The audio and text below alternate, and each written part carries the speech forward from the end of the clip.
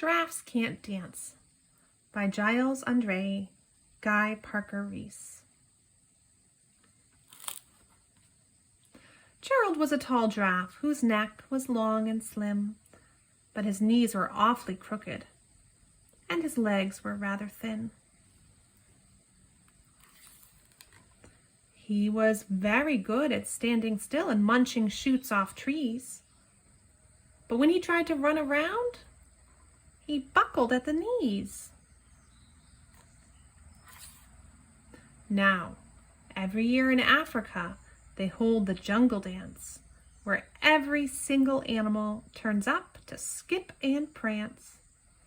And this year, when the day arrived, poor Gerald felt so sad, because when it came to dancing, he was really very bad. The warthogs started waltzing, and the rhinos rock and rolled. The lions danced a tango that was elegant and bold. The chimps all did a cha-cha with a very Latin feel, and 8 baboons then teamed up for a splendid Scottish reel.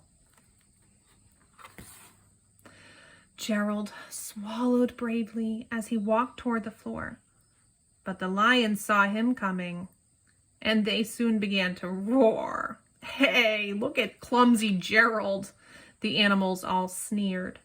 "Giraffes can't dance, you silly fool. Oh, Gerald, you're so weird." Gerald simply froze up. He was rooted to the spot. "They're right," he thought. "I'm useless. Oh, I feel like such a clot." So he crept off from the dance floor and he started walking home. He'd never felt so sad before. So sad and so alone.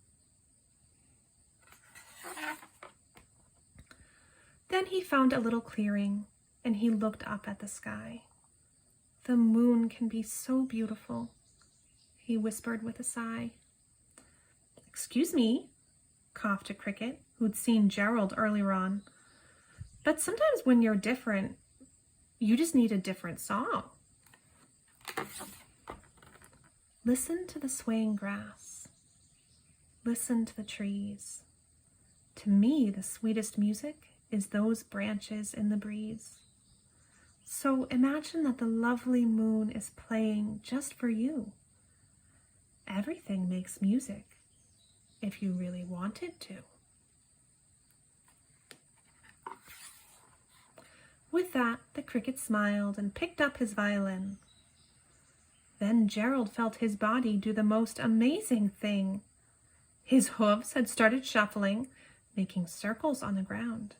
His neck was gently swaying, and his tail was swishing round.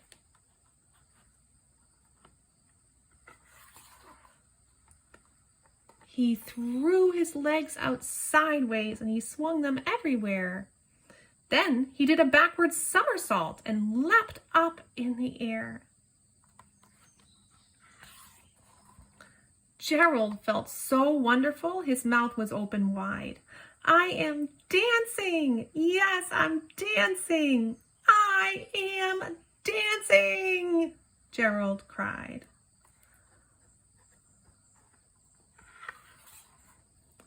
Then, one by one, each animal who'd been there at the dance arrived while Gerald boogied on and watched him, quite entranced. They shouted, "It's a miracle! We must be in a dream. Gerald's the best dancer that we've ever seen." "How did you learn to dance like that? Please, Gerald, tell us how." But Gerald simply twirled around and finished with a bow.